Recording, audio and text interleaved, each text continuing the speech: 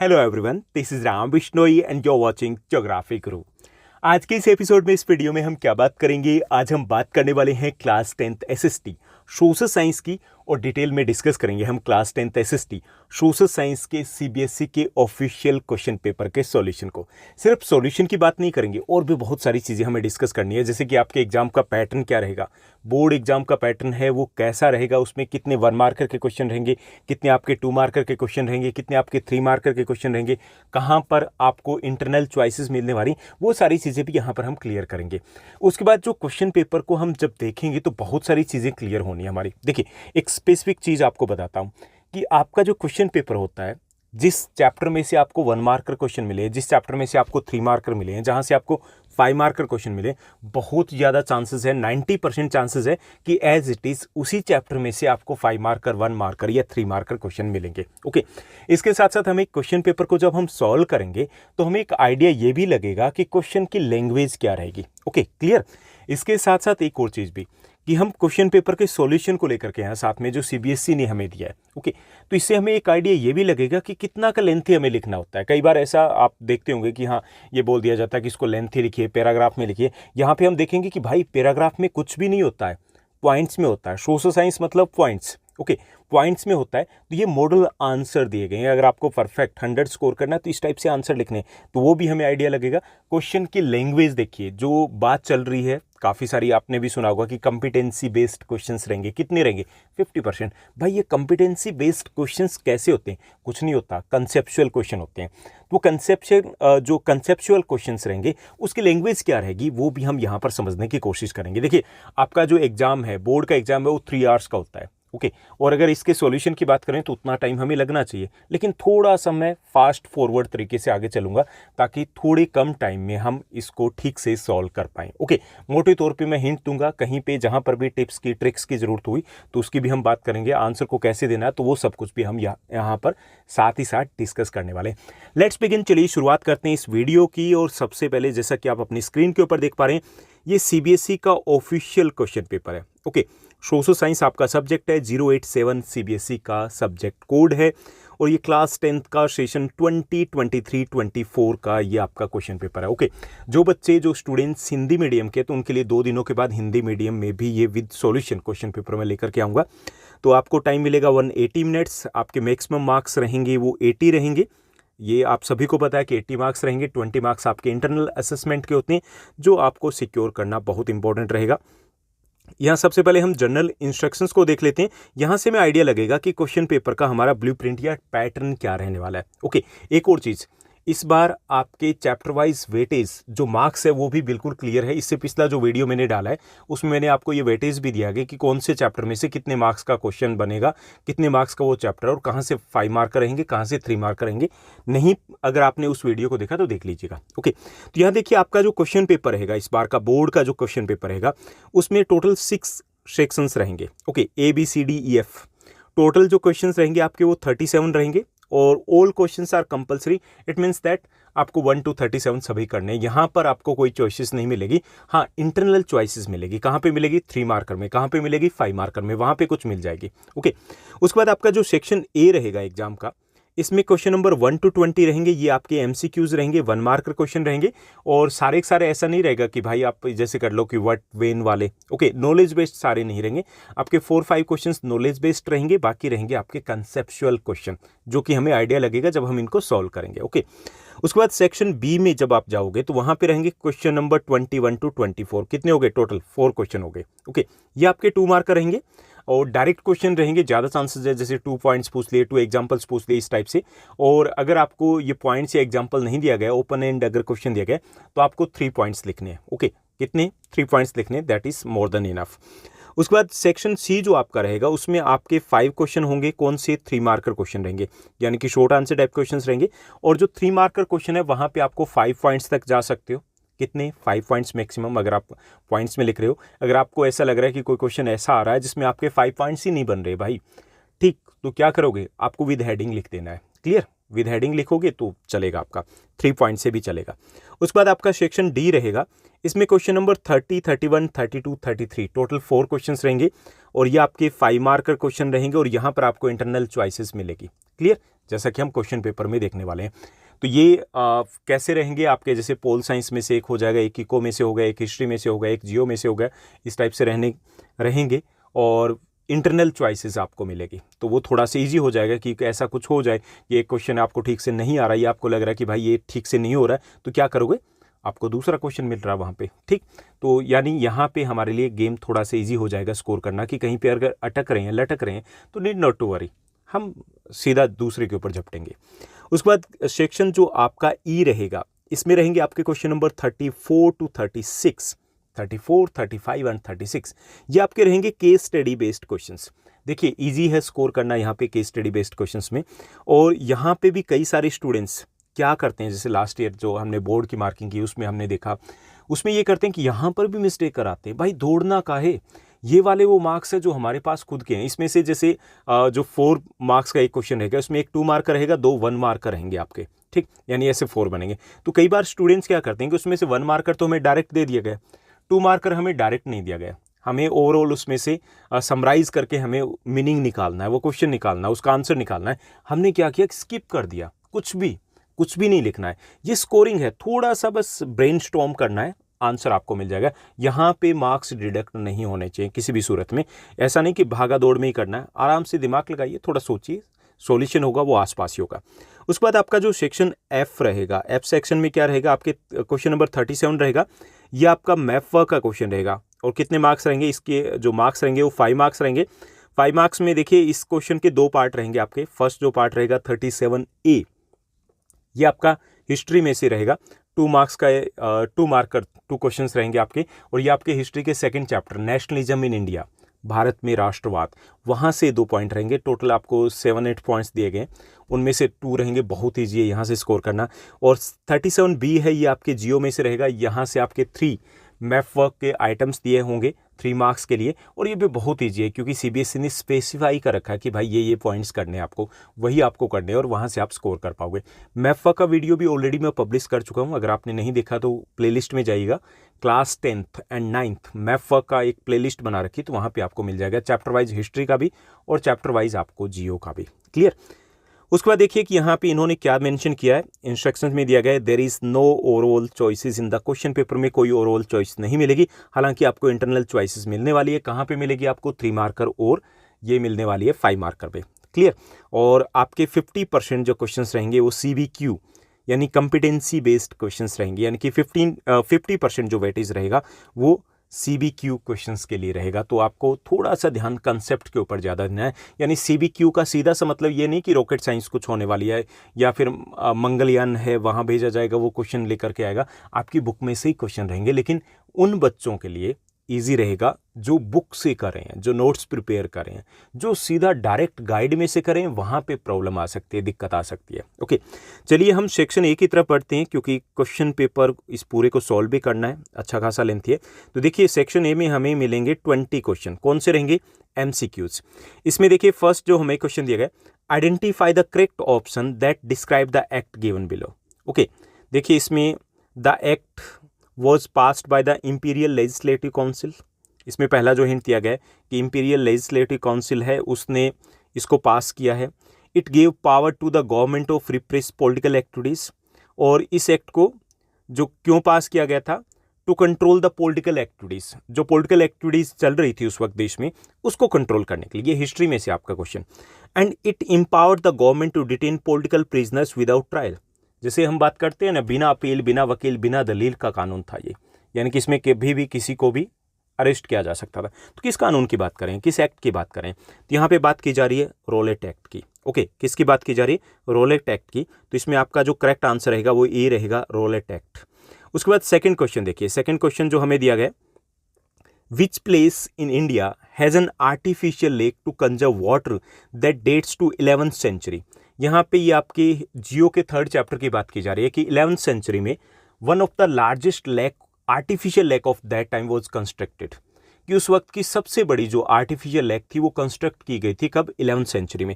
कहाँ पे कंस्ट्रक्ट की गई थी हमसे पूछ रहे हैं, तो वो भोपाल लेक थी, भोपाल में कंस्ट्रक्ट की गई थी। ओके, उसके बाद नेक्स्ट देखिए, थर्ड जो हमारा क्वेश्चन है, ये भी उसी टाइप का क्वेश्चन है। देखिए कॉम्पिटेंसी बेस्ड क्वेश्चंस इसी टाइप के क्वेश्चंस को बोलते हैं, यानी कि हमें डायरेक्ट क्वेश्चन नहीं पूछेंगे।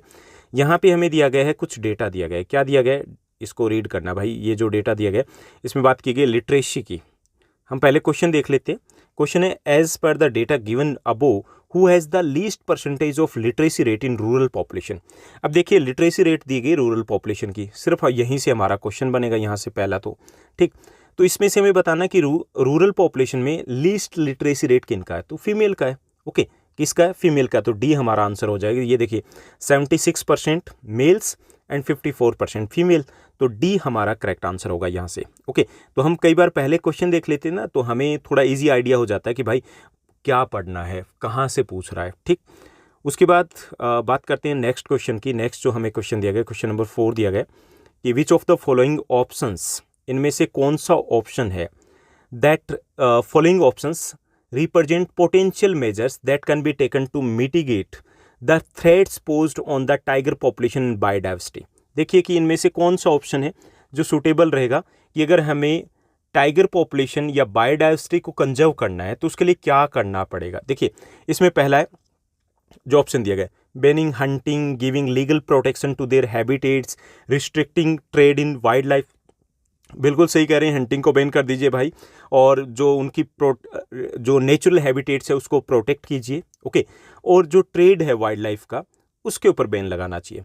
दूसरा है prohibiting the visit of public into the forest area, इसकी ज़्यादा से नीड नहीं है। Okay establishing wild life sanctuaries and national park, wild life sanctuary and national park setup कर दिए जाए, ये भी अच्छी बात है। Conserving forest in converting forest into the reserved and protected forest में कन्वर्ट किया जा सकता है, ये भी ठीक है। तो इसका मतलब ये हुआ कि 1, 3 एंड 4 ये स्टेप्स उठाए जा सकते हैं। तो 1, 3 एंड 4 की अगर बात करें तो यहाँ पे ये हमारा डी करेक्ट आंसर हो जाएगा। ओके डी है वो हमारा करेक्ट आंसर है यहाँ पे, क्लियर। उसके बाद देखिए 5th क्वेश्चन हमें दिया गया क्वेश्चन पेपर में, when many countries of Europe came together to form the European Union, that was chosen as its headquarter, that was selected as headquarter, किसको, यहाँ पे ब्रुसेल्स को इलेक्ट किया गया था। ये देखिए हमारा पोल साइंस के फर्स्ट चैप्टर में से क्वेश्चन लिया गया पावर शेयरिंग में से, कि देखिए कहाँ बेल्जियम टूटने वाला था, और उसके बाद जो पावर शेयरिंग का रिजल्ट आउटकम ये निकल के आया कि जो ब्रुसेल्स थी वो पूरे यूरोपियन यूनियन की कैपिटल बनती है। ओके तो ब्रुसेल्स हमारा आंसर रहेगा कि जब यूरोपियन यूनियन बनाई गई तो ब्रुसेल्स को हेडक्वार्टर चुना गया था। उसके बाद 6th जो हमें क्वेश्चन दिया गया क्वेश्चन पेपर में, 6th क्वेश्चन को देखिए, which of the following statements accurately distinguishes between majoritarianism and power sharing, कि इनमें से कौन सा स्टेटमेंट है जो हमें सही से डिफ्रेंशिएट करता है कि मेजोटर्निज्म और पावर शेयरिंग में, ओके बहुसंख्यकवाद और सत्ता की साझेदारी जो है उसमें अंतर है। तो इसमें देखिए एक जो हमारा है वो करेक्ट आंसर रहेगा। मेजोटर्निज्म की बात करें तो that emphasise the dominance of the majority community, यहाँ पे मेजोरिटी कम्युनिटीज के डोमिनेंस के ऊपर जोर दिया जाता है, जबकि पावर शेयरिंग में क्या होता है, that focus on the sharing of powers among the different groups, ये पावर शेयरिंग की बात करता है कि अलग अलग लोगों में पावर शेयरिंग होनी चाहिए। जबकि मेजोरिटेरियनिज्म की बात करें तो वहाँ पे जो मेजोरिटी कम्युनिटी है उसके डोमिनेंस की बात की जाती है। तो इसमें ई आपका करेक्ट आंसर हो जाएगा। Now let's move to the next one. Next जो हमारा क्वेश्चन रहेगा 7th क्वेश्चन दिया गया, there are 2 statements marked as assertion and reason, A and R के साथ मार्क किए गए। हमें बताना है कि इसमें से क्या आंसर रहेगा। देखिए पहला है democracies are based on the political equality, बिल्कुल करेक्ट है। जो डेमोक्रेसी होती है उसमें पॉलिटिकल इक्वालिटी होती है, सभी के पास राइट टू वोट होता है, सभी के पास right to contest the election होता है, clear. And all individuals have equal say in electing representative, ये भी बिल्कुल है। 1 पर्सन 1 वोट 1 वैल्यू होती है ना। तो इसका मतलब ये कि सभी individuals have equal say in electing representative. Okay तो यानी कि A and R both are true, दोनों ट्रू है, and R is the correct explanation of A. Okay तो हमारा ए आंसर हो जाएगा, क्लियर। उसके बाद देखिए 8th जो क्वेश्चन है, 8th क्वेश्चन को देखिए, यहाँ पर भी इन्होंने डायरेक्ट की बजाय इनडायरेक्ट बात की हमसे। यहाँ देखिए Rahul has a sake of cotton, okay but he is in need of wheat, and यहाँ पे Anush has a sake of wheat and is in need of cotton. देखिए इसमें राहुल है उसके पास कॉटन है लेकिन उसे वीट चाहिए, अनुष है उसके पास वीट है लेकिन उसे कॉटन चाहिए। Under this situation both will be able to exchange their good, यानी देखिए कि दोनों के दोनों अपने गुड्स को एक्सचेंज करेंगे, कर सकते हैं ना दोनों को एक दूसरे की। In case of absence of such coincidence of wants they may not exchange their goods, कि अगर यहाँ पे देखिए डबल कोइंसिडेंट ऑफ वांट्स होती है। Double coincident wants means both the parties should be agree to buy and sell each others commodities. Okay, उसे बोलते हैं डबल कोइंसिडेंट ऑफ वांट्स, यानी कि दोनों तरीके से दोनों पार्टियां राजी होनी चाहिए। पहले पुराने टाइम में इसी टाइप से यानी ट्रेड होता था या फिर कमोडिटीज एक्सचेंज होती थी, ठीक, विच इसको बोलते थे बार्टर सिस्टम, वस्तुओं की अदला बदली, ठीक। अब हमें बताना which one of the following would be the best option that describes the mutual exchange of goods and eliminate the exchange of goods. इसमें देखिए कि कौन सा ऑप्शन है जिससे कि म्यूचुअल एक्सचेंज हो जाए और जिसमें eliminate the exchange of goods, यानी कि हमें जो गुड्स है उनका एक्सचेंज भी हो जाए। तो इसमें देखिए कि डबल कोइंसिडेंट वांट्स ये तो है हमारा कि जिसमें हम एक्सचेंज करते हैं, और दूसरे कि किसने इस एक्सचेंज को ख़त्म कर दिया, तो वो है हमारा मनी। अब हम मनी के बदले कुछ भी खरीद सकते हैं, कुछ भी बेच सकते हैं। देखिए जिसके पास कॉटन है तो वो बेच दे, कहीं पर भी पैसा मिलेगा, उसके बाद जो भी खरीदना कहीं से भी खरीद ले। तो ये दोनों ऑप्शंस हमारे डबल दिए गए, यानी कि पहला ये कि जब गुड्स के बदले गुड्स हम एक्सचेंज करते हैं तो उसको क्या बोलते हैं, that is known as double coincidence of want बोलते हैं। ओके, मांग का दोहरा संयोग। और किसने ख़त्म कर दिया, what has eliminated the exchange of goods, तो वो है मनी, ठीक। तो डी आपका करेक्ट आंसर रहेगा। तो ये भी आपका एक कॉम्पिटेंसी बेस्ड क्वेश्चन है इस टाइप से, यानी कि क्वेश्चंस तो सिंपल सा है लेकिन उसको कई बार ये घुमा देते हैं, उसकी लैंग्वेज थोड़ी सी ऐसी रहेगी कि आपको कंसेप्ट को समझना पड़ेगा। 9th क्वेश्चन को देखिए। 9th क्वेश्चन दिया गया, you are a citizen of a country that has democratic form of government. आप एक ऐसे देश में हो जहाँ पे डेमोक्रेसी है। You want to ensure that the system of power sharing in your country is effective and that no one branch of government has absolute power. आप ये चाहते हो कि वहाँ पे प्रॉपर पावर शेयरिंग हो आपके देश में, और वहाँ पर कोई भी जो ऑर्गन है गवर्नमेंट का उसके पास एब्सोल्यूट पावर नहीं होनी चाहिए कि वो दूसरे को डराए धमकाए, ऐसा नहीं होना चाहिए दूसरे ऑर्गन्स को। तो यहाँ देखिए कि आप क्या चाहते हो। तो इसमें देखिए सी आपका करेक्ट आंसर रहेगा। Power is separated among the legislative, executive and judicial branches and with each branch having its own responsibilities and powers. कि ये सही बेस्ट जो तरीका होगा जिसके अकॉर्डिंग आप अपने गोल को अचीव कर सकते हो, वो ये कि देश में जो एग्जीक्यूटिव है, जो आपका लेजिस्लेटिव है, जो जुडिशरी है, उनके पास इक्वल पावर्स होनी चाहिए और उनकी अपनी रिस्पॉन्सिबिलिटीज़ या पावर्स होनी चाहिए, सेपरेट पावर्स होनी चाहिए। ओके, तो ये सिस्टम होता है तो वहाँ पर डेमोक्रेटिक गवर्नमेंट है वो बेटर तरीके से काम कर पाएगी, फंक्शन कर पाएगी, जैसा कि अपने देश में है। उसके बाद देखिए कि नेक्स्ट जो हमारा क्वेश्चन रहेगा, क्वेश्चन नंबर 10 देखिए। 10th जो क्वेश्चन दिया गया, identify the painting from the options given below. नीचे की तरफ जो ऑप्शंस दिए गए हैं उसमें से हमें क्या करना है, उसमें से हमें आइडेंटिफाई करना है। क्या आइडेंटिफाई करना है कि ये क्या है। ओके, तो यहाँ देखिए कि ये जो पिक्चर दी गई है आपकी बुक में दी गई, हिस्ट्री में दिया गया है फर्स्ट चैप्टर में, ये फ्रैंकफर्ट पार्लियामेंट की पिक्चर है। कहाँ की है, फ्रैंकफर्ट पार्लियामेंट की पिक्चर है। तो यहाँ पे ए आपका करेक्ट आंसर हो जाएगा, फ्रैंकफर्ट पार्लियामेंट। ये 1848 में फ्रैंकफर्ट पार्लियामेंट ऑर्गेनाइज की गई थी। ये एक तरीके से पहली कोशिश थी, पहला अटेम्प्ट था for the unification of Germany, हालांकि ये अनसक्सेसफुल रहा था।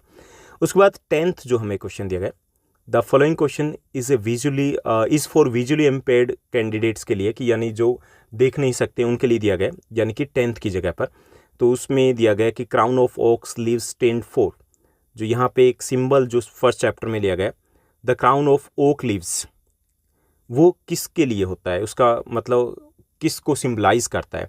तो यहाँ पे डी करेक्ट आंसर रहेगा, हीरोइज्म को, वीरता का प्रतीक होता है, बहादुरी का प्रतीक होता है। ओके, जो ओक लीव्स का जो क्राउन होता है, जैतून के पत्तों का ताज। उसके बाद नेक्स्ट जो हमें क्वेश्चन दिया गया, क्वेश्चन नंबर 11 दिया गया। 11th क्वेश्चन को देखिए। 11th क्वेश्चन भी काफ़ी लेंथी दिया गया। Evaluate the impacts of opening foreign trades on the global economy by identifying the appropriate statements among the following options. कि हमें जो फॉरेन ट्रेड है, विदेशी व्यापार है, ये इको का भी क्वेश्चन है, हिस्ट्री में भी इसमें ग्लोबलाइजेशन की बात की गई है, तो मेनली इको में से लिया गया कि जो ओपन हम ट्रेड करें, अब जो फॉरेन कंपनीज है वो अपनी यहाँ पे आ रही है, that is part of the globalisation. तो उसके इम्पैक्ट्स क्या है, the choices of the goods in the markets increase, बिल्कुल सही है कि मार्केट में हमारे पास चॉइसेस बढ़ गई है। अगर मान लीजिए कि हमारे पास फ़ोन गुड्स नहीं पहुंच पाते तो क्या होता, मार्केट में एक अम्बेसडर गाड़ी होती है, एक या दो टीवी के ब्रांड होते हैं, एक या दो मोबाइल के ब्रांड होते हैं, इतने ब्रांड हमारे पास नहीं होते, इतने विकल्प उपलब्ध नहीं होते। सेकंड दिया गया, producers from two countries closely compete against each other despite the distance between their location. कि प्रोड्यूसर्स अलग अलग देशों के प्रोड्यूसर्स होते हैं, वो भी कंपटीशन में आ गए।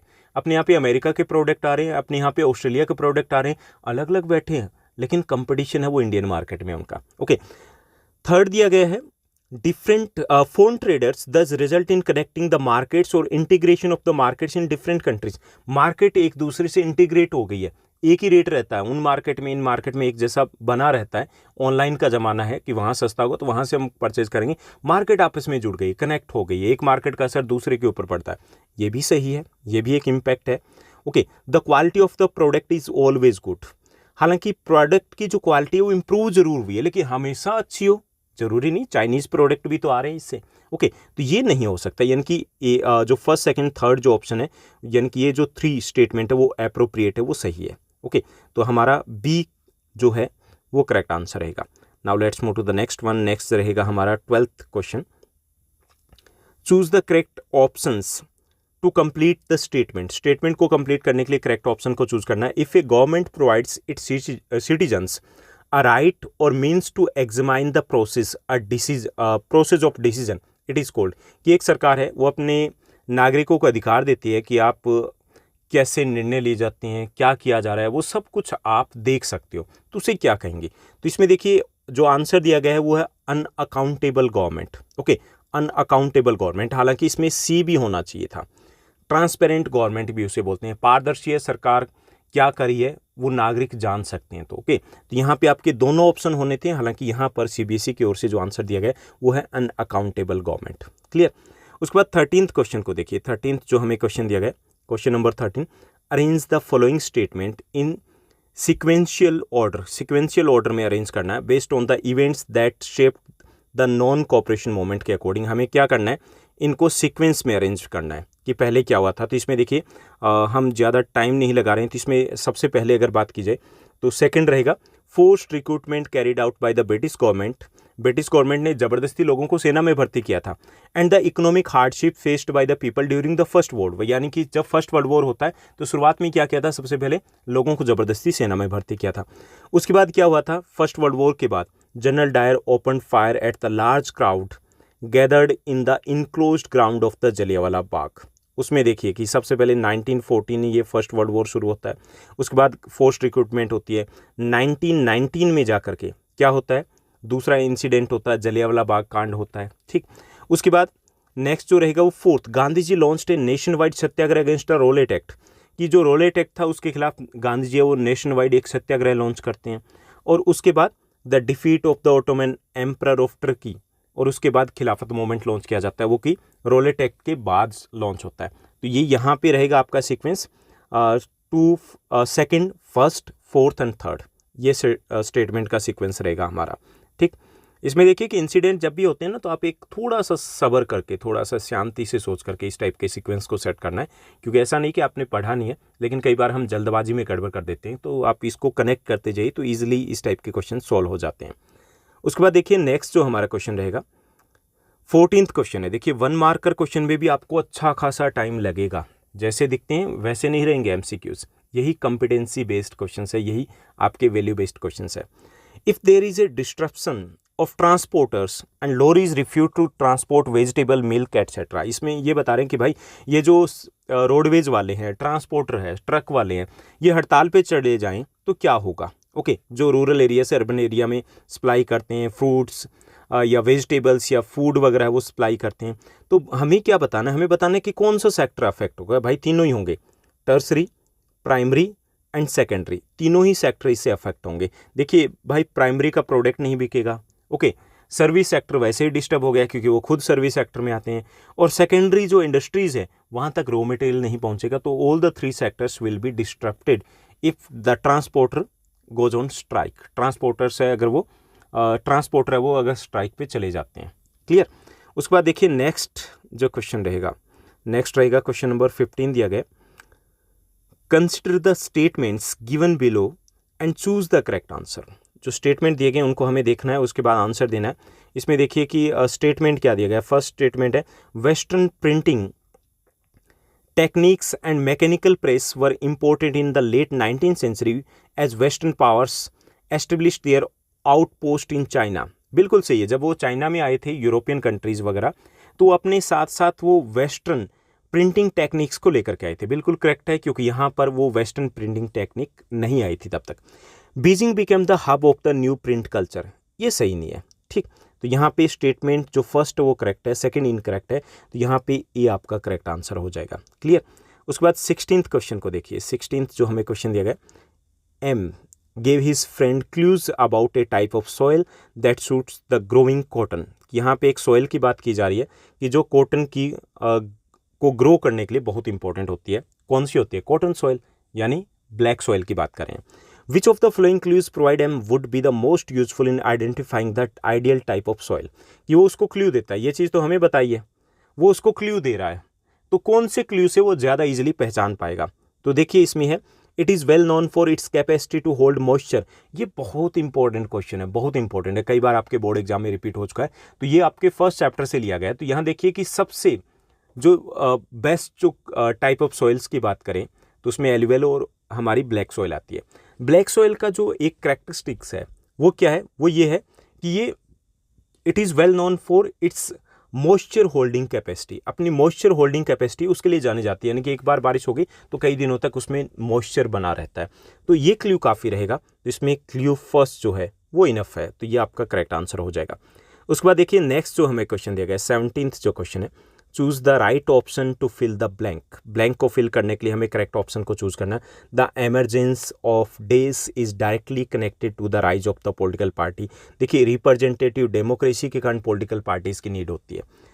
रिप्रेजेंटेटिव डेमोक्रेसी का मतलब होता है कि ये होती है इनडायरेक्ट डेमोक्रेसी। इन इनडायरेक्ट डेमोक्रेसी में क्या करते हैं? We elect our representative, okay, and after that these representative rules on the behalf of the people. ये जो रिप्रेजेंटेटिव होते हैं they rule on the behalf of the people, लोगों के बिहाफ पर वो रूल करते हैं। जैसे आपने क्लास में से मॉनिटर चूज कर लिया, दैट इज योर रिप्रेजेंटेटिव, वो रूल करेगा। तो हम क्या करते हैं? एमपीज एमएलएज को चूज करते हैं, फिर वो सरकार चलाते हैं। तो अब एमपीज एमएलएज अगर चूज करने तो कोई पॉलिटिकल पार्टी तो चाहिए ना, तो इसलिए जो emergence of the political parties is directly connected to the जो emergence of representative democracy is directly connected to the rise of political parties. कि पॉलिटिकल पार्टीज आई तो रिप्रेजेंटेटिव डेमोक्रेसी है वो ऑटोमेटिक आ गई, ओके।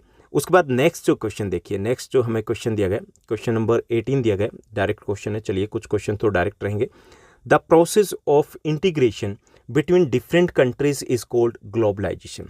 जो पूरा गांव है वो ग्लोबल विलेज की तरह हो गया है। हिंदी में बोलते हैं वैश्वीकरण, विश्व का एक होना, विश्व का एकीकरण होना, दैट इज द वैश्वीकरण। तो उसे इंग्लिश में बोलते हैं ग्लोबलाइजेशन। सो ग्लोबलाइजेशन ने क्या किया है? Globalisation has connected the different countries, it is connected the different markets, अलग अलग मार्केट्स को कनेक्ट कर दिया है, ओके। तो ये ग्लोबलाइजेशन है, वैश्वीकरण है। उसके बाद क्वेश्चन नंबर 19, फिर हमें एक कॉम्पिटेंसी बेस्ड क्वेश्चन दे दिया गया, लेंथी रहेगा। ऐसे क्वेश्चन को समझना ज़्यादा ज़रूरी होता है, डिफिकल्ट नहीं होते, समझना ज़रूरी होता है, टाइम देना होगा, भागना नहीं होगा। विच of the following statement is correct keeping the requirement of formation of government.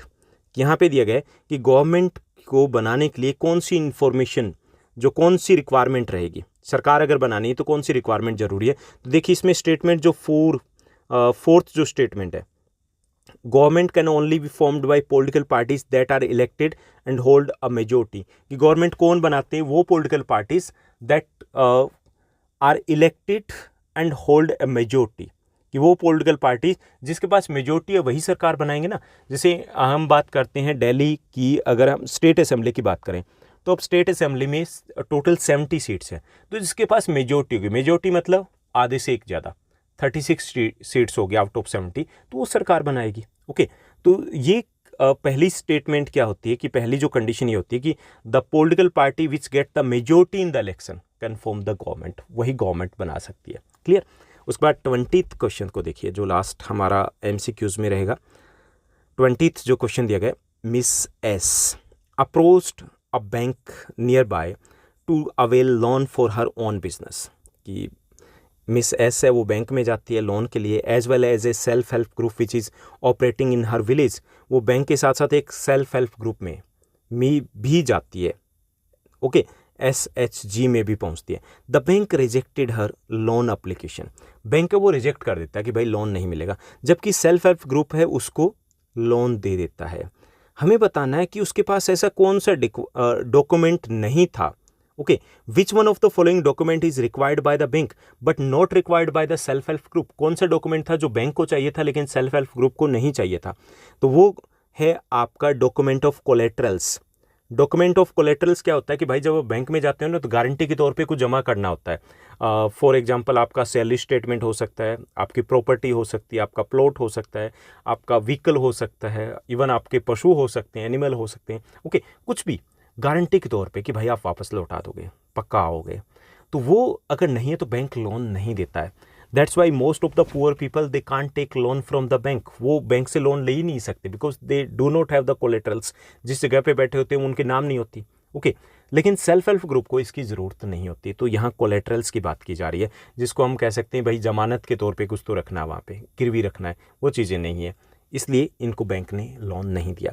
तो ये रहेंगे हमारे सेक्शन ए में 20 क्वेश्चंस जो MCQs रहेंगे। लेकिन भाई MCQs को हल्के में मत लेना, आपको चैप्टर के कंसेप्ट को समझना है। और दूसरी चीज़ क्या करनी है, दूसरी चीज़ जो इंपॉर्टेंट रहेगी कि आपको क्वेश्चंस सॉल्व करने हैं। सॉल्व करने तो बड़ी आराम से कूल माइंड से करने, भागना नहीं है।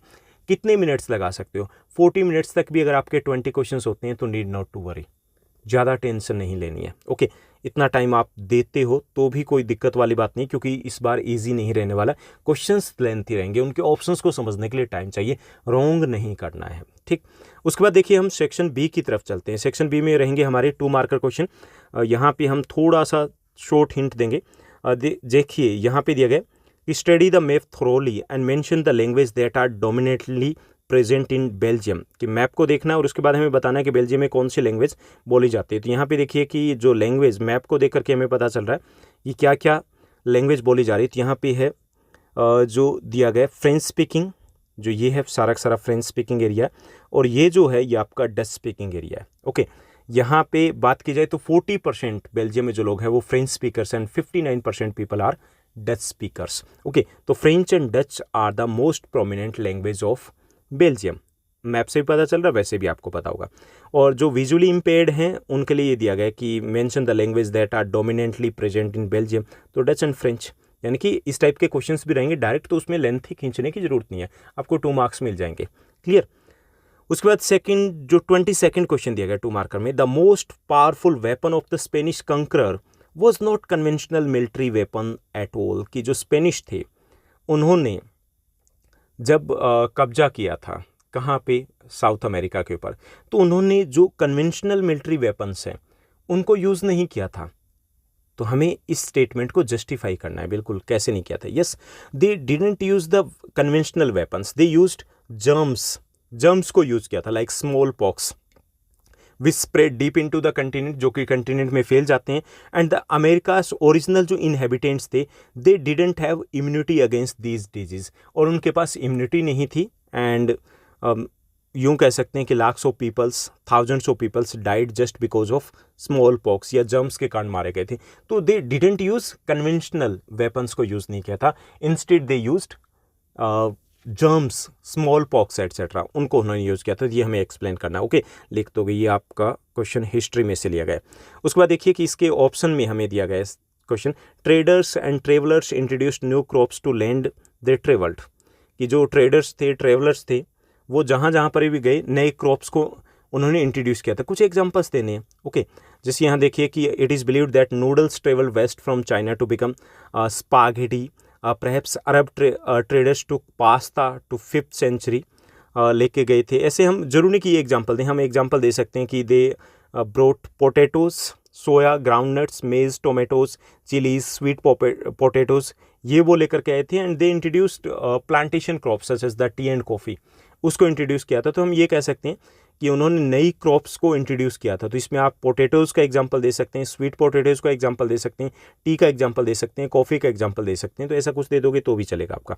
उसके बाद देखिए नेक्स्ट जो हमारा क्वेश्चन रहेगा 23rd को देखिए। 23rd, mister Palani is from Tamil Nadu. Mister Palani है वो तमिलनाडु से, विशेष टू कल्टिवेट इधर टी और कॉफ़ी, टी और वीट उगाना चाहते हैं तमिलनाडु में। हमें बताना है कि भाई कौन सी क्रॉप वो वहाँ पे उगा सकता है। Clear? Mister Palani must cultivate tea in Tamil Nadu. Okay, as the soil and climatic condition है that is suitable to grow tea in Tamil Nadu में सूटेबल है। देखिए क्लाइमेटिक कंडीशन क्या चाहिए कि इसके लिए हाई टेम्परेचर नहीं चाहिए होता टी के लिए। Okay, tea requires the temperature between the यूँ कह सकते हैं 10 degree Celsius to 30 degree Celsius के आसपास टेम्परेचर चाहिए इसके लिए। Okay, and it requires laterite soil. Okay, so both conditions are available here, दोनों कंडीशंस अवेलेबल है यहाँ पे लेटराइट सोयल भी अवेलेबल है। टेम्परेचर है वो 10 degree Celsius to 30 degree Celsius के बीच में ही रहेगा। इसके साथ साथ जो टी क्रॉप है that requires high rainfall between 150 centimetre to 250 centimetre annual rainfall. Tamil Nadu की बात करें तो most part of the Tamil Nadu receives the rainfall between 150 to 250 centimetre के आसपास रेनफॉल भी होती है। तो तीनों चीज़ें यहाँ पे सूटेबल है, तो उसे टी ही उगानी चाहिए। उसके बाद 24th जो क्वेश्चन है 2 मार्कर में दिया गया, mention any 2 reasons to state that India is a federal country. हमें बताना है कि भाई इंडिया फेडरल कंट्री है, तो 2 ही कारण बताइए। पहला जो चीज़ देखी जाए तो जो फेडरल कंट्री होती है फेडरलिज्म क्या है? Federalism is a system of government in which we have 2 और more than 2 levels of government, जहां 2 या 2 से ज़्यादा लेवल की सरकार हो। इन इंडिया 2 वी हैव 2 और more than 2 level of government, we have the 3 level of government, central government, state government and local government. तो पहली चीज़ ये कि हमारे यहाँ पे जो लेवल की कंडीशन होती है वो हम पूरा करते हैं। Second, all the levels of the government they have their separate powers, जो कि फेडरलिज्म में होता है। हमारे यहाँ पे सबकी पावर अलग अलग है। Okay, they have their separate source of income, उनके सोर्स ऑफ इनकम है वो अलग अलग है। तो ये 3 चीज़ें बता दोगे तो भी चलेगा, जरूरी नहीं कि ये सारी चीज़ें आप यहाँ पे मेंशन करो। आप इंडिपेंडेंट जुडिशरी को भी मेंशन कर सकते हो, तो कोई भी 2 पॉइंट आप लिखते हो तो दैट इज़ इनफ। उसके बाद देखिए 25th जो क्वेश्चन दिया गया, 25th क्वेश्चन है, यहाँ पे सेक्शन सी की शुरुआत होगी। यहाँ पे हमें मिलेंगे 5 3 मार्कर क्वेश्चन। 3 मार्कर क्वेश्चन में हमें क्या करना है कि आप अगर पॉइंट्स लिख रहे हो विदाउट हेडिंग तो आप 5 पॉइंट्स तक जाइए, और अगर आपके पास पॉइंट्स कम रह जाते हैं तो try to write with headings के साथ आपको लिखना है।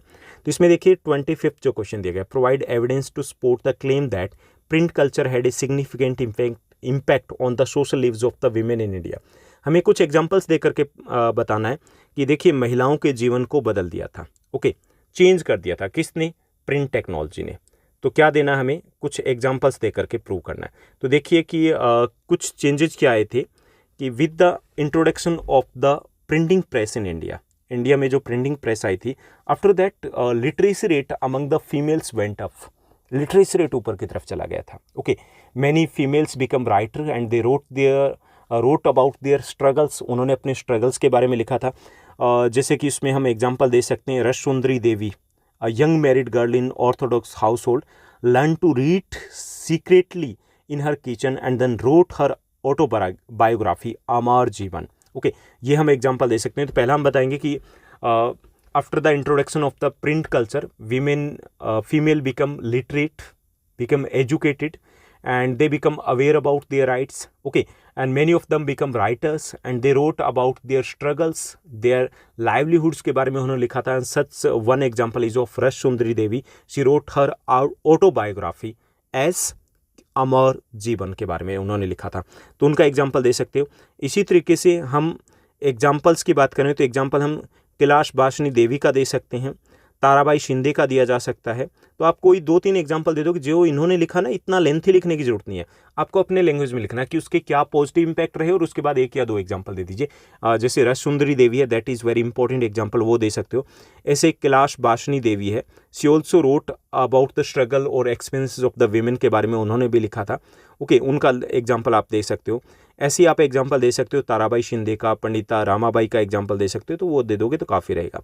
उसके बाद 26th क्वेश्चन है, ये 3 मार्कर रहेगा। 3 मार्कर में देखिए कि उन्होंने ऊपर बहुत बड़ा दे दिया था, यहाँ से छोटा सा आंसर दिया, तो आपको ध्यान में रखना कि 3-4 पॉइंट्स काफ़ी रहेंगे आपके लिए। ओके, 5th तक जा सकते हो मैक्सिमम अगर शॉर्ट पॉइंट्स लिख रहे हो। लेंथी लिख रहे हो तो 3 भी इनफ है। अगर शॉर्ट लिख रहे हो और लेंथी नहीं लिखा जा रहा है, पॉइंट्स भी 3 है, तो आपको हेडिंग यूज़ करनी है। यहाँ देखिए कि 26th का जो इफ यहाँ दिया गया, यहाँ पे हमें इंटरनल चॉइस दी गई। A worker in an urban area who was working in A small factory में काम करता था। Okay, was not paid his wages properly, उसे अच्छे से प्रॉपरली उसको वेजेस तनख्वाह वगैरह नहीं मिल रही है। He was force to work extra hours भी उसको काम करना पड़ रहा है। ओके, पुअर वर्किंग कंडीशन है, वहाँ पे कोई जॉब सिक्योरिटी नहीं है, ओके, और recently he lost his job, उसकी छुट्टी कर देगी, भाई कल से मत आना। Was found selling electrical items in A push cart, और पुश कार्ट में वो अभी इलेक्ट्रिकल आइटम्स वगैरह बेचता है, ओके। हमें बताना है कि वो कौन सा वर्कर है, कहाँ काम करता था। So the following are the ways in which the workers in the unorganise sector work, कि जो अनऑर्गेनाइज जो सेक्टर होता है, अनऑर्गेनाइज सेक्टर जो that falls outside the government control से बाहर होता है। जैसे कोई दुकान पे काम कर रहा है, ठीक, तो वहाँ पे दुकान पे जो काम करें वो अनऑर्गेनाइज सेक्टर में आते हैं, ओके। तो वो ये सारी कंडीशन वहाँ पे दिखा रही। तो वहाँ पे क्या होता है कि जो अनऑर्गेनाइज सेक्टर होता है वहाँ पे वर्किंग कंडीशन होती है वो उतनी अच्छी नहीं होती, लो पेड जॉब्स होती है, ओके, नो जॉब सिक्योरिटी नहीं होती, and they don't get any other benefits such as the health insurance और पेड हॉलीडेज, इस टाइप के बेनिफिट्स नहीं मिलते। अब यहाँ पे हमें क्या पूछा गया, हमें बताना है कि इस टाइप का जो लोग हैं उनको प्रोटेक्ट करने के लिए गवर्नमेंट क्या कर सकती है। तो पहले देखिए कि the small factories must be recognised by the और must be registered by the government, कि पहले तो ये कि छोटी छोटी जो फैक्ट्रीज है वो भी सरकार के अंडर में होनी चाहिए, okay. And government should ensure the implementation of the law strictly, कि जो लॉज बने, जैसे फैक्ट्री लॉ बना हुआ है, ओके, मिनिमम वेजेस एक्ट बने, तो वो स्ट्रिक्टली लागू किए जाएं, एक ये किया जा सकता है। थर्ड है government should provide cheap loans to unemployed people so that they can set up their own business, कि उनको सस्ते लोन दिए जाने चाहिए ताकि वो अपने छोटे बिजनेस वगैरह स्टार्ट कर पाए, okay. And workers must be workers are suppose to get the medical facilities etcetera in the private sector too, और प्राइवेट या अनऑर्गेनाइज सेक्टर में ये भी इंश्योर किया जाना चाहिए कि उनको मेडिकल जो फैसिलिटी है या मिनिमम वेजेस हैं वो उसको ठीक से मिल पाए, ओके। तो ये चीज़ें की जा सकती है कि जो लॉज हैं उनको ठीक से इम्प्लीमेंट किया जाए। And even the small factories must be registered by the government so that the government can control the conditions, उनको कंट्रोल कर पाए। And government should provide the cheap loans to the worker so that they can start up और start their own business, वो अपने छोटे छोटे business शुरू कर पाए। तो ये कुछ चीज़ें की जा सकती है ताकि वो प्रोटेक्ट हो पाए। उसके बाद देखिए कि इसमें 26 में हमें ऑप्शन मिलेगा इंटरनल चॉइस में, mister Pawan a village headman, एक विलेज हेड है वो, wanted to create more job opportunities to increase the income of the people of his village under MNREGA, MG NREGA भी कह सकते हैं। उसके अंडर में वो क्या करना चाहता है कि अपने गांव में कुछ और जॉब अपॉर्चुनिटीज़ क्रिएट करना चाहता है। गांव का सरपंच है वो, ओके। कोई ऐसी एक्टिविटीज़ बताइए कि भाई क्या क्या वो करवाया जा सकता है वहाँ पे, ओके। बहुत कुछ करवाया जा सकता है। Mahatma Gandhi national rural guarantee act जो 2005 उसके अंडर में पहला तो ये जो करवाया जा सकता है, क्लीनिंग द लेक और द पॉन्ड या लेक है उसको साफ़ किया जा सकता है, ओके। देखिए जॉब भी मिलेगी और प्लस में गांव वालों को बेनिफिट होगा। सेकंड है village road construction, the people can be employed under the construction of the village roads, गांव की जो सड़कें वगैरह वो पक्की करवाने में भी उनको काम दिया जा सकता है। कोऑपरेटिव मिल्क सोसाइटी और small scale industries can also be set up, ये इंडस्ट्रीज़ वगैरह है वो सेटअप की जा सकती है, वहाँ पे लोगों को काम मिलेगा, गांव का डेवलपमेंट होगा, ये किया जा सकता है। इसके साथ साथ और क्या कुछ किया जा सकता है, इसके साथ साथ ये है कि cooperative farming can be increased under this on the panchayat land, जो पंचायत की लैंड है उसके ऊपर जो कोऑपरेटिव फार्मिंग है वो करवाई जा सकती है। तो ऐसी कुछ चीज़ें हम उनमें इंगेज कर सकते हैं लोगों को। उसके बाद नेक्स्ट अगर बात की जाए तो नेक्स्ट हमारा क्वेश्चन जो दिया गया उसको देखिए, agriculture gives boost to the industrial sector, justify the statement with 3 relevant points, कि जो एग्रीकल्चर सेक्टर है वो इंडस्ट्रियल सेक्टर के लिए इंपॉर्टेंट है। देखिए पहला है it is very important for the industries as it provides the raw materials. देखिए जो इंडस्ट्रीज होती है there are the agro based industries, agro based जो इंडस्ट्रीज होती है they completely depends on agriculture for raw material such as जैसे sugar cane industries है, जो शुगर इंडस्ट्री है that depends on sugar cane. Cotton industry cotton के ऊपर depend करती है, jute industry depends on the jute. तो ये एग्रो बेस्ड इंडस्ट्रीज है। तो एक तो ये कि एग्रीकल्चर है that supply raw material for the agro based industries, okay. चाहे वो पेपर इंडस्ट्री है, चाहे वो फूड प्रोसेसिंग इंडस्ट्री है, चाहे वो कॉटन इंडस्ट्री है, चाहे वो शुगर इंडस्ट्री है, उनको कच्चा माल यहीं से जाता है। दूसरा है कि मार्केट एक्सपेंशन, दैट जो agriculture provides a vast market expansion for the secondary sector too, industrial product के लिए मार्केट भी अवेलेबल करवाता है। Agriculture sector works as a market for the industrial sector such as जैसे क्या क्या चाहिए इसके लिए, चाहिए मशीन एंड टूल्स चाहिए एग्रीकल्चर में, require seed, pesticides, fertiliser etcetera. So agriculture sector works as a market to for the industrial sector के लिए मार्केट के भी काम करता है। और तीसरी चीज़ है employment generation, agriculture is a labour intensive sector होता है and that creates a huge labour या फिर ह्यूज एम्प्लॉयमेंट, एक बड़े लेवल के ऊपर लोगों को काम धंधा भी यहाँ पर मिलता है। तो indirectly it reduce the pressure, जो प्रेशर है इंडस्ट्रियल सेक्टर के ऊपर उसको भी ये कम करता है। तो ये कुछ लिख सकते हैं हम यहाँ पे कि कैसे इंडस्ट्रियल जो सेक्टर है उसकी ग्रोथ के लिए एग्रीकल्चर सेक्टर है वो इम्पोर्टेंट है, ये हमें बताना था। उसके बाद देखिए कि 28th जो क्वेश्चन दिया गया आपका 3 मार्कर में, Indian constitution provides 3 list to distribute the legislative power, को डिस्ट्रीब्यूट करने के लिए 3 लिस्ट दी गई है। Okay, state any 2 subject that are included in the union list में जो सब्जेक्ट दिए गए वो हमें बताना है। In which list the subject education is included in why. देखिए कि Indian constitution has divided the power into the 3 list. कौन सी है? यूनियन लिस्ट, जिसके ऊपर केवल यूनियन गवर्नमेंट है वो लॉ बना सकती है। State list, only the state government can make laws on this subject. और तीसरी है कंकरेंट लिस्ट। कोकरेंट लिस्ट की अगर बात करें तो कोकरेंट लिस्ट कौन सी होती है? जिसके ऊपर both the government can make laws, जिसके ऊपर दोनों ही सरकारें कानून बना सकती है। तो 3 लिस्ट में सारे पावर्स को डिवाइड किया गया है, union list, state list and concurrent list. ठीक, इसमें से देखिए कि यूनियन लिस्ट, ये चीज़ें थोड़ी थोड़ी एक्सप्लेन कर दो कि यूनियन लिस्ट में क्या रहता है। Union list includes more than 100 subject and only the union government can make laws on this subject. State list, it includes more than 60 subjects. At present 61 subjects are there and only the state government can make laws on these subject. और जो तीसरी list है co-current list, both the government can make laws on these subject. दोनों ही government है वो इन subject के ऊपर कानून बना सकती है। यहाँ पे देखिए कि एजुकेशन है, that is the part of the concurrent list है, उसमें आता है। यूनियन लिस्ट की कुछ एग्जांपल भी देने हैं, जैसे जो नेशनल इंपॉर्टेंस के सब्जेक्ट होते हैं, जैसे सिक्योरिटी हो गया, करेंसी हो गया, फॉरेन अफेयर्स हो गया, बैंकिंग हो गया, रेलवे हो गया, वो सब कुछ आपका यूनियन लिस्ट में आता है। और जो एजुकेशन है वो किस में आएगा? वो आपका को-करेंट लिस्ट में आएगा। Clear? Because it is important for both the government, दोनों गवर्नमेंट के लिए इंपॉर्टेंट होता है ये। उसके बाद 29th जो हमें क्वेश्चन दिया गया, that is the last 3 marker question. यहाँ पे हमें दिया गया table A and be the गई है, ए में देखिए और बी में देखिए। हम क्वेश्चन के ऊपर ही सीधा आते हैं। इसमें दिया गया कि remarkable fact about the India is that there has been a change of the share of the 3 sectors in GDP. GDP के शेयर में चेंज आए हैं। यहाँ देखिए कि 50% था टर्शियरी सेक्टर का शेयर 1973-4 में, अब ये 68% हो गया। 10% था 21% हो गया, 40% था 11 रहेगा, चेंज आया। बट यहाँ एम्प्लॉयमेंट की बात करें तो उतना चेंज नहीं दिख रहा है।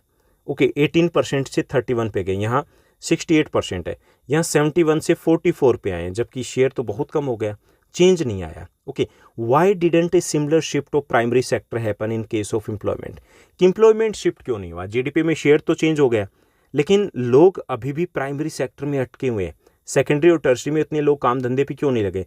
कारण बताइए। पहला जो इसमें रहेगा, insufficient job creations in the secondary and tertiary sector में। देखिए जॉब उतनी क्रिएट नहीं हो पाई, पहला तो कारण हम ये बताएंगे, थोड़ा सा डीप में जाकर के लिखोगे। सेकेंड है under employment in the agriculture sector. Agriculture sector में देखिए हमें काफ़ी सारे लोग दिखाई दे रहे हैं, more than 40% people are still engaged in the agriculture sector, but there is underemployment. Underemployment मतलब हम hidden employment कह सकते हैं। People seems to be working, लोग वहाँ पे काम करें, but they are not getting according to their potential. अपनी potential के according उनको पैसा नहीं मिल रहा है। तो वहाँ पे लोग तो लगे हुए, लेकिन exactly they are not giving or playing their role in the production. Production में कोई रोल प्ले नहीं करे। और एक ये भी कह सकते हैं कि इसके साथ साथ, यानी कि 2 कारण तो ये हो गए। तीसरा अगर हम बात करें तो इसमें कह सकते हैं कि slow development of the industrial and जो टर्शियरी सेक्टर है उसका डेवलपमेंट उतना नहीं हो पाया। ओके, अनइवन डिस्ट्रीब्यूशन भी कह सकते हैं कि जो इंडस्ट्रियल सेक्टर है तो वो हर जगह अवेलेबल नहीं है। तो ये कुछ चीज़ें। इसके साथ साथ ये भी कह सकते हैं कि lack of skills that in India still even today, यूँ कह सकते हैं कि 50% पीपल जो हैं they are not getting the higher education, वो हायर एजुकेशन नहीं ले रहे हैं, they don't have any skills, उनके पास स्किल्स नहीं है, that's why they are not able to get the jobs in the secondary and the tertiary sector में उनको जॉब नहीं मिल पा रही। तो 3 चीज़ें क्या क्या लिख सकते हो? एक तो लिख सकते हो कि insufficient job opportunities created in the secondary and tertiary sector में जॉब नहीं क्रिएट की जा सकी है। और दूसरा लिख सकते हो under employment in the agriculture sector में लोग लगे हुए बस काम करते दिखाई दे रहे हैं, हालांकि काम है नहीं। और तीसरा हम लिख सकते हैं कि लैक ऑफ स्किल्स। तो ये आप यहाँ पे मेंशन कर सकते हो, यहाँ से आपका आंसर बन जाएगा। उसके बाद देखिए कि क्वेश्चन नंबर जो 29 है इसमें ऑप्शन भी दिया गया। ऑप्शन किसके लिए गया? ऑप्शन दिया गया क्योंकि इसमें टेबल दी गई, तो विजुअली जो इम्पेयर्ड हैं उनके लिए यहाँ पे ऑप्शन रहेगा। ओके, आपको हालांकि जो क्वेश्चन है क्वेश्चन नंबर 29 जो पहला है वही करना है, ये नहीं कि आपके लिए भी ये इंटरनल चॉइस आपके लिए नहीं रही गई। ओके, इसमें जैसे क्वेश्चन दिया गया tertiary sector activities help in the development of primary and secondary sector, इसमें एग्जांपल देके बताना। Okay, it is very true that tertiary sector is very important for the growth और the development of the primary and secondary sector के लिए important है। It provide services provide करते हैं, such as the transportation service हो गई। Okay, उसको provide करते हैं। अब ट्रांसपोर्टेशन सर्विस है वो डायरेक्टली अफेक्ट करता है प्राइमरी एंड सेकेंडरी सेक्टर को। इसके अलावा it provides the indirect services too, such as the hospital, such as the educational institutions, इसी तरीके से पुलिस स्टेशन, कोर्ट्स, ये सर्विसेज है। These are also very important for the development of the primary and secondary sector के लिए important है। Okay, इसके अलावा जो रिसर्च है that is also carried out in the tertiary sector and that is also very important for the development of the primary and secondary sector. तो ऐसे कुछ एग्जांपल दे सकते हो, बहुत सारे इसमें पॉइंट्स निकल सकते हैं। तो यानी कि टर्सरी सेक्टर है, एक तो वो डायरेक्ट सर्विस दे रहा है वो बता दीजिए, एक इनडायरेक्ट सर्विस दे रहा है वो बता दीजिए, एक आप रिसर्च बता दीजिए। ये तीनों ही चीज़ें इंपॉर्टेंट होती है प्राइमरी और सेकेंडरी सेक्टर के लिए। क्लियर? उसके बाद देखिए कि नेक्स्ट जो रहेगा हमारा सेक्शन डी सेक्शन में क्या रहेगा, हमारे 5 मार्क का क्वेश्चन रहेंगे 4। तो यहाँ पे हम मोटे तौर पे इनकी बात करेंगे कि क्या क्या आपको लिखना है। जो 30th है इसमें इंटरनल चॉइसेस मिलेगी। जो पहला ऑप्शन हमें दिया गया है, analyse the impact of mining activities on the local environment and the health of the surrounding communities, इसके ऊपर बताना है। देखिए भाई, यहाँ पे बात की जा रही है कि hazards of the mining industry. आपके एनसीईआरटी की बुक में जो आपका 5th चैप्टर वहाँ पे दिया गया कि what are the hazards of the mining industry. Mining industry it is also known as the killer industry, इसे घातक उद्योग बोलते हैं। ओके, क्यों कहते हैं? तो यहाँ पे काफ़ी सारे रिस्क होते हैं। There are the risk of collapsing mine roofs, यहाँ पे रिस्क होता है छतें गिर जाती है कई बार खानों की। There is also the risk of the fires, जो फायर्स आग का भी रिस्क होता है, जैसे कोयले की खानें होती हैं उनमें आग लग जाती है। Okay, there is a always a risk of lung related disease, यहाँ पे जो फेफड़ों से संबंधित बीमारियां होती है उनका अच्छा खासा खतरा होता है। Okay, there is also a risk of the floods, बाढ़ का खतरा होता है, कई बार खानों में पानी भर जाता है। ओके, इसके साथ साथ और क्या क्या कि जो माइनिंग है दैट कॉजेज लैंड पॉल्यूशन इसके कारण होता है, दैट कॉजेज वाटर पॉल्यूशन भी इसके कारण होता है, that effect the surrounding environment को भी अफेक्ट करते हैं। Okay, that causes soil erosion, जो खदानें खुली छोड़ दी जाती है तो मिट्टी का कटाव भी होता है। तो ये कुछ रिस्क खतरी हैं। Okay, that's why it is known as a killer industry, इसलिए इसको किलर इंडस्ट्री कहा जाता है। तो ये सब कुछ यहाँ पे मेंशन करना है। ठीक, तो कुछ हिंट यहाँ पर दिए गए हैं। उसके बाद देखिए कि जो बी आपका क्वेश्चन दिया गया, non conventional source are the best option to conserve the natural resources, हमें इस स्टेटमेंट को एक्सप्लेन करना है। तो नॉन कन्वेंशनल सोर्स कौन से होते हैं? नॉन कन्वेंशनल सोर्स की अगर बात करें तो these are the sources of energy which we are using from the recent time, जो हम हाल ही के समय से हमने यूज़ करना शुरू किया, जैसे solar energy, biogas, wind energy, tidal energy, geothermal energy. These are the non conventional source of energy. These sources of energy are also known as the source of energy of future के source of energy में इनको कहा जाता है। These are renewable source of energy, renewable है, we can use them again and again, we can easily reproduce them. Okay, these are easily available, these are easy to use, okay, and these are comparatively cheaper source of energy. Okay, ये सस्ते भी होते हैं। That's why these are known as the best option to conserve the natural resources। जो हमारे non renewable है उनकी जगह इनको यूज़ करके हम उनको कंजर्व कर सकते हैं। तो ये सब कुछ हम यहाँ पे मेंशन कर सकते हैं, इनके फीचर्स बता सकते हैं कि क्यों ये इतनी इंपॉर्टेंट है। ओके, इसमें सिर्फ एटॉमिक एनर्जी है, उसको छोड़ करके बाकी है वो फ्यूचर के सोर्स ऑफ एनर्जी है।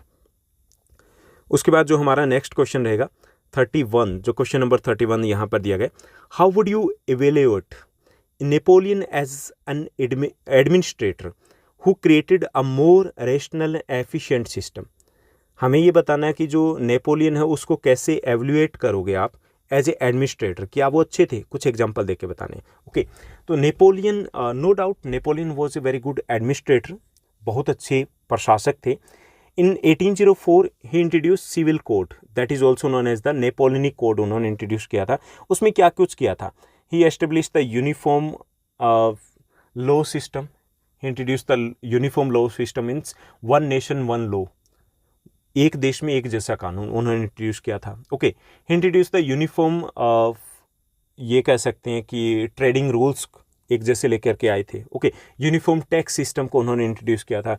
इंट्रोड्यूस द यूनिफॉर्म करेंसी, एक जैसी करेंसी वो लेकर के आए थे। He abolish the birth based rights को उन्होंने खत्म कर दिया था। He abolish the feudal system को उन्होंने अबॉलिश कर दिया था। Okay, improve the transport system, he improve the communication system. तो ऐसी कुछ चीज़ें उन्होंने इंट्रोड्यूस की थी। That's why he is known as the one of the best administrator of that time. Okay, तो उन्होंने क्या क्या किया था कि he introduced uniform currency, he introduced the uniform law system, एक देश में एक जैसा कानून। He introduced the uniform tax system. Okay, he abolished birth based right को ख़त्म कर दिया था, फ्यूडल सिस्टम को ख़त्म कर दिया था। Okay, he gave the right to property to all the people, right to property दे दिया था। तो ये कुछ चीज़ें हैं, बहुत सारी चीज़ें जो आपको बतानी कि इसलिए उनको कहा जाता है कि वो अच्छे एडमिनिस्ट्रेटर थे।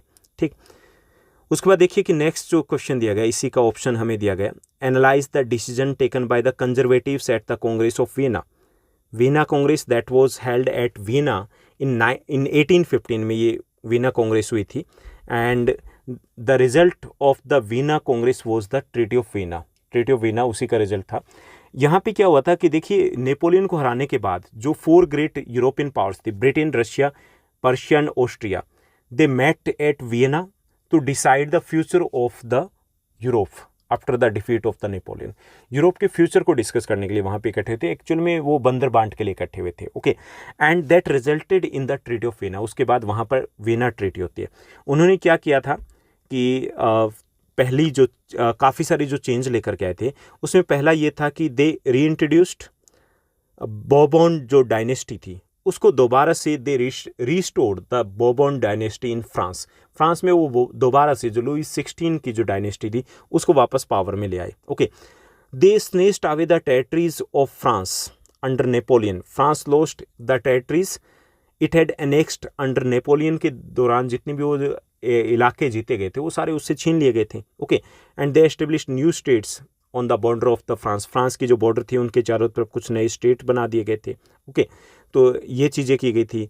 इसके साथ साथ उन्होंने यहाँ पे हम बता सकते हैं कि जर्मनी, जो जर्मन कन्फेडरेशन था जो नेपोलियन ने सेटअप किया था, that was left untouched and many parts of the European जो यूरोप में फ्रांस के अंडर में आते थे, that was snatched away from the France से वो छीन लिए गए थे, वापस में ले लिए थे। यानी कि यहाँ पे हमें क्या क्या बताना है कि क्या कुछ हुआ था। तो सबसे पहले आप क्या बताओगे? सबसे पहले हमें बताना है कि ये वियना कांग्रेस क्या थी। तो Vienna Congress was held in 1815 after the defeat of the Napoleon. Okay, पहली चीज। Okay, and Vienna Congress was headed by Metternich. Metternich was the chancellor of Austria at that time, वो हेड थे इसके। And 4 European powers who defeated Napoleon, they met there. कौन से थे? Britain, Russia, Persian, Austria, and they met there to decide the future of Europe after the defeat of the Napoleon. Okay, and that resulted in the Vienna Treaty. Vienna Treaty में क्या किया था कि पहली चीज़ ये की थी कि the Bourbon dynasty was restored in France and France lost the territories it had annexed under the Napoleon. वो सारे इलाके उससे छीन लिए गए थे। इसके साथ साथ a series of states were set up on the boundaries और borders of France के चारों तरफ कुछ छोटे छोटे स्टेट बना दिए गए थे to prevent France from further expansion in future. कि उन्हें लगता कि भाई फ्रांस गड़बड़ करेगा, तो चारों तरफ कुछ स्टेट्स बना दिए गए थे, such as the kingdom of Netherlands, Belgium, okay, Switzerland etcetera. इसके साथ साथ जो जर्मन कन्फेडरेशन था of 39 states that was set up by the Napoleon, that was left untouched. उसको अनटच छोड़ दिया गया था कि भाई फ्रांस को रोकना भी था फ्यूचर में। ये सारी चीज़ें यहाँ पर हुई थी। उसके बाद देखिए क्वेश्चन नंबर 32 जो दिया गया। क्वेश्चन नंबर 32 है, analyse the role of the multi party system in democratic country like India. देखिए, there are the 3 party system. Single party system, the countries which have the single party, जहाँ पे एक ही party होती है उसे single party system कहते हैं। Means that only one party contest the elections and hold power, such as in China. China में single party system है, एक ही पार्टी चुनाव लड़ती है, वही जीतती है, वही हारती है। सेकेंड होता है 2 party system. Some countries have 2 political parties. They contest the elections and they have the chances to hold power, to form the government. Okay, such as USA and UK.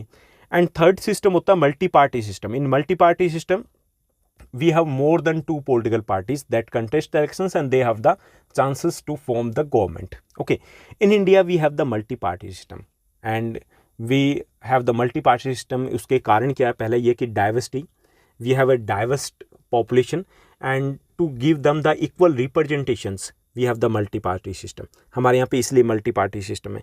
इसके साथ साथ India is a diverse country on the basis of the culture too. To provide them the equal say in the democracy, we have adopted multi-party system. कि सबको मौका मिले अपनी बात करने का, अपनी सरकार बनाने का, इसलिए हमने मल्टी-पार्टी सिस्टम को अडॉप्ट किया है. ओके, तो ये 1-2 पॉइंट्स आप बता सकते हो कि इसलिए कि हमारे यहाँ पे डाइवर्सिटी ज़्यादा है, इंडिया एक ह्यूज साइज़ की कंट्री है. ओके, इसके लिए और to provide them the actual meaningful choice to the people we have adopted multi party system. कि लोगों के पास चॉइसेस रहे कि भाई ये नहीं कि 2 ही पार्टी है, तो इसलिए हमने मल्टी पार्टी सिस्टम को अडॉप्ट किया है. तो ये सब कुछ आपको बताना है. पहले आप बताओगे पॉलिटिकल पार्टी क्या है, फिर बताओगे 3 टाइप के सिस्टम है, फिर आप आ जाओगे मल्टी पार्टी सिस्टम के ऊपर कि ये क्या है, क्यों अडॉप्ट किया. इसी में हमें जो ऑप्शन दिया गया है हमारा इंटरनल चॉइस में, evaluate the significant distinctions between the national and regional political parties में हमें डिफ्रेंशिएट बताना है. पॉलिटिकल पार्टी क्या होती है कि when the people come together to form government and contest election, that is known as a political party.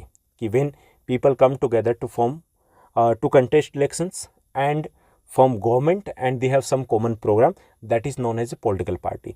2 type की होती है, नेशनल होती है और रीजनल पॉलिटिकल पार्टी होती है. अब देखिए कि जो नेशनल पॉलिटिकल पार्टीज होती है, they are powerful in the nation, they have the vote bank in the entire nation. Okay, and जो नेशनल पॉलिटिकल पार्टीज होती है, they deal with the national issues के साथ वो डील करती है. जबकि रीजनल पॉलिटिकल पार्टीज होती है, they have limited vote bank in 1 और 2 स्टेट्स होते हैं and they deals with the regional issues को डील करती है. नेशनल पॉलिटिकल पार्टीज जो होती है उसकी अगर बात की जाए तो they have the more chances to form the government in the central level and when the जो regional political parties होती है, they have the chances to form the government in at the state level only. जैसे Congress, BJP की बात करें तो national political party है. और अगर हम बात करें जैसे कुछ समाजवादी पार्टी हो गई, आरजेडी हो गई, तो these are the regional political party. ठीक, तो ये यहाँ पे है. उसके बाद देखिए कि एक और इसका पार्ट दिया गया कि रीजनल पॉलिटिकल पार्टी को अगर नेशनल पॉलिटिकल पार्टी बनना है तो उसे क्या चाहिए, 2 कंडीशन को पूरा करना होता है. A party must gain at least 6% of total votes in Lok Sabha. कि या तो वो 6% वोट ले, लोकसभा में जितने वोट पड़े हैं वो उसको लेने होते हैं, और असेंबली इलेक्शंस इन 4 स्टेट्स या फिर 4 स्टेट के असेंबली इलेक्शन में अलग अलग वो 6% वोट ले ले. ओके, तो एक तो कंडीशन ये है. इसके साथ साथ win at least 4 seats in Lok Sabha. Okay, a party must gain at least 6% vote in the Lok Sabha election और gain 6% votes in the 4 state assembly elections and win at least 4 Lok Sabha seat, उसको जीतनी होती है. पहली चीज़ ये है. ओके, यानी कि वो उसको चाहिए, तब वो क्या बनेगी, वो नेशनल पॉलिटिकल पार्टी बन सकती है. Okay, a party has to receive at least 6% of the total votes in the legislative elections to become a regional party. जबकि रीजनल पार्टी बनना है तो आसान है. उसके लिए क्या चाहिए कि ये party need to get 6% vote in the state assembly election. जो भी जिस भी स्टेट में इलेक्शन लड़ रही है 6% उसको वोट लेने हैं and need to win at least 2 seats, और केवल 2 सीटें उसको जीतनी है स्टेट असेंबली की, तो उसको रीजनल का दर्जा मिल जाता है. नेशनल के लिए 6% ही चाहिए, लेकिन वो या तो 4 स्टेट में हो या फिर नेशनल लेवल पे हो, और 4 लोकसभा की सीट जीतनी है. ओके, तो ये रहेगा आपका क्वेश्चन यहाँ से. उसके बाद नेक्स्ट क्वेश्चन की बात करेंगे. नेक्स्ट जो हमें क्वेश्चन दिया गया 33rd क्वेश्चन है, 5 मार्कर में लास्ट है. देखिए, a farmer has borrowed money from a money lender. सिर्फ उन्होंने पैसा लिया हाई रेट ऑफ इंटरेस्ट के साथ and as he couldn't pay the interest, इसलिए वो ब्याज नहीं दे पाए. He was forced to borrow from another landlord to settle the amount for the interest borrowed to the money lender. और इसके लिए ब्याज को लौटाने के लिए वो दूसरे से फिर पैसा उधार लेता है. State the consequences he may face in this situation. देखिए उसमें क्या कंसिक्वेंसेज फेस करेगा. Farmer has fallen into the डेब्ट ट्रैप में फंस गया, ऋण के जाल में फंस गया. ओके, इसमें क्या हो सकता है, इसमें कई सारी चीज़ें हो सकती है कि he is in a situation where he will not be able to repay the debt incurred because कि वो उस पैसे को लौटा नहीं पाएगा जो भी उसने लिया है. ओके, क्यों नहीं लौटा पाएगा, because he has taken the loan from informal source of credit. और इनफॉर्मल सोर्स ऑफ क्रेडिट से लिया, यहाँ पे क्या होता है, the rate of interest is high. Rate of interest यहाँ पर इस सोर्स में हाई रहता है, no proper documentation is sought, यहाँ पे डॉक्यूमेंटेशन की ज़रूरत नहीं होती। No set of rules and regulations, यहाँ पे कोई रूल्स एंड रेगुलेशंस नहीं होते। And lenders were often punished and ill treated, उनके साथ मिसबिहेवियर किया जाता है। And prime motive of the informal source of this credit is to make profit, यहाँ पे सिर्फ प्रॉफिट की बात की जाती है। किसान क्या करता है, कैसे करता है, कोई व्यक्ति क्या करता है, उसे कोई लेना देना नहीं होता, तो वो ऋण के जाल में फंस गया। ओके, तो यहाँ देखिए कि क्या क्या प्रॉब्लम्स आ सकती है। The farmer may face ongoing harassment या फिजिकल हरासमेंट हो सकता है उसके साथ। He will not be able to make regular interest payments और repay the full amount of the borrowed, वो शायद वो ना दे पाए। And that may lead to the physical injuries की तरफ वो जा सकते हैं, एंग्जाइटी स्ट्रेस की तरफ जा सकता है। Okay, and he may lose his land too, वो अपनी लैंड को खो सकता है।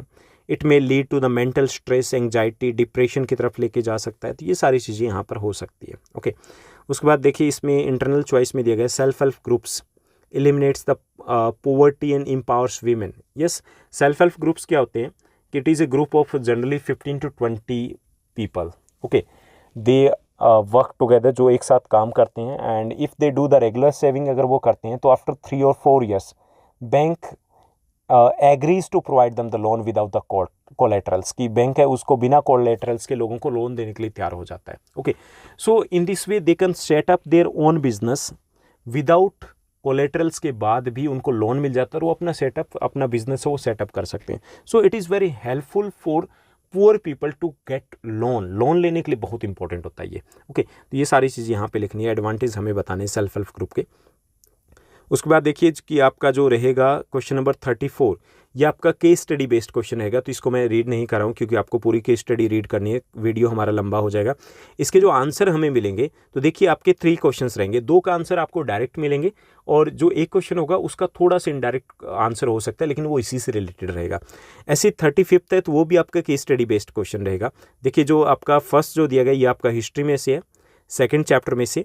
नेक्स्ट जो केस स्टडी की अगर हम बात की जाए तो यहाँ पर केस स्टडी की बात की गई है किस में से, यहाँ पे बात की गई है आपके over exploration of the ground water. यहाँ पर जैसे ये जो टॉपिक दिया गया है ये टॉपिक इको का भी है, जो डेवलपमेंट चैप्टर है वहाँ से रिलेटेड इसको लिया गया है, और डेवलपमेंट की बात आपके जियो में से भी की गई, तो दोनों का मिक्स टॉपिक यहाँ से लिया गया है। हालांकि ये जो एग्जाम्पल लिया गया है केस स्टडी का ये आपका इको से है। उसके बाद देखिए कि इसमें भी इसी टाइप के क्वेश्चन दिए गए हैं, और 2 आपके 1 मार्कर क्वेश्चन रहेंगे, एक आपका 2 मार्कर क्वेश्चन रहता है। उसके बाद नेक्स्ट जो हमें दिया गया है तो यहाँ पर ये इको में से फर्स्ट चैप्टर में से यहाँ से लिया गया, तो ये आपके केस स्टडी बेस्ड क्वेश्चंस रहेंगे जिसके आंसर आपके पास डायरेक्ट रहेंगे 2 के, और एक का थोड़ा सा आपको कॉमन सेंस से सोचना है कि क्या आंसर रहेगा। उसके बाद जो आपका सेक्शन F है जो इस सैम्पल क्वेश्चन पेपर में दिया गया ये मैप स्किल बेस्ड क्वेश्चन रहेगा। इसमें 37A की अगर बात की जाए तो 37A में देखिए 37A में क्या दिया गया, 37A में हमें दिया गया है हिस्ट्री से related 2 points. Okay, first point को देखिए, Indian national Congress session at this place held in 1920। 1920 में यहाँ पर कांग्रेस का सेशन हुआ था। ओके, तो ये सेशन देखिए प्लेस हमें दे रखा है, तो ये कहाँ पे हुआ था, 1920 में 2 जगह पे हुआ था, लेकिन हमें प्लेस दे रखा है, आइडेंटिफाई करना है, दैट इज़ कलकत्ता, जो कि अभी कोलकाता है। सेकंड दिया गया the place where Mahatma Gandhi broke the salt law, तो ये दांडी है ये। Okay, Dandi, that is clear. तो ये हमारे इजी से रहेंगे, आइडेंटिफाई करना था, आइडेंटिफाई हम इजीली कर सकते हैं। ओके, तो यहाँ पे आपको प्रॉपर नेम मेंशन करना है कौन सा है। उसके बाद नेक्स्ट देखिए, नेक्स्ट जो हमें दिया गया है 3 पॉइंट्स दिए गए हैं, ये जियो से रिलेटेड है। A coal mine in Tamil Nadu, Tamil Nadu की कोल माइन यहाँ पर हमें दी गई है। और सेकेंड दिया गया हमें a dam built on river Chenab, Chenab के ऊपर एक डैम बनाया गया वो हमें बताना है। और तीसरा a largest natural major sea port located in Andhra Pradesh and Noida software technology park. Okay, ये हमें दिया गया। तो यहाँ पे देखिए कि फर्स्ट है आपका, यहाँ जो आंसर दिए गए हैं कि ये कलकत्ता था आपका 1920 में जो सेशन हुआ था, ये दांडी है, और इसमें जो फर्स्ट दिया गया नेवेली कोयल माइन है तमिलनाडु की। सेकंड जो हमें दिया गया है सलाल डैम है चिनाब रिवर के ऊपर, इंपॉर्टेंट है ये। और ये यहाँ थर्ड दिया गया विशाखापट्टनम की बात करें। फोर्थ दिया गया नोएडा सॉफ्टवेयर टेक्नोलॉजी पार्क है, that is in Delhi NCR. Okay, तो ये आपका था क्वेश्चन पेपर। आई होप सब कुछ आपको अच्छे से समझ में आया होगा।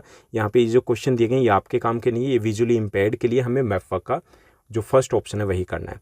तो उम्मीद करता हूँ कि ये आपके लिए काफ़ी ज़्यादा हेल्पफुल रहा होगा। फिर भी कोई डाउट है, क्वेश्चन है तो आप मेरे साथ डिस्कस कर सकते हो, टेलीग्राम पर जुड़ सकते हो। टेलीग्राम पे आपका कमेंट सेक्शन ओपन रहेगा, तो वहाँ पे आप कमेंट भी किया जा सकता है। और अगर आपका कोई इश्यू मुझे लगता है कि हाँ डिस्कस किया जाना है, तो वहाँ पर मैं पर्सनली भी आपसे कॉन्टैक्ट कर लेता हूँ। आपको पर्सनल विंडो भी प्रोवाइड कर दी जाती है।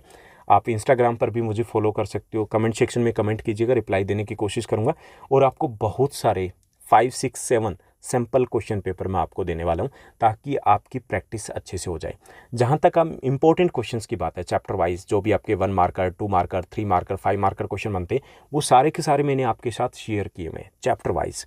फिर भी किसी भी टाइप की नीड हो, जहाँ पर भी लगे कि हाँ कुछ हमें पूछना है, तो आप धड़ल्ले से पूछ सकते हो। आंसर, रिप्लाई, सॉल्यूशन सब कुछ आपको मिलेगा।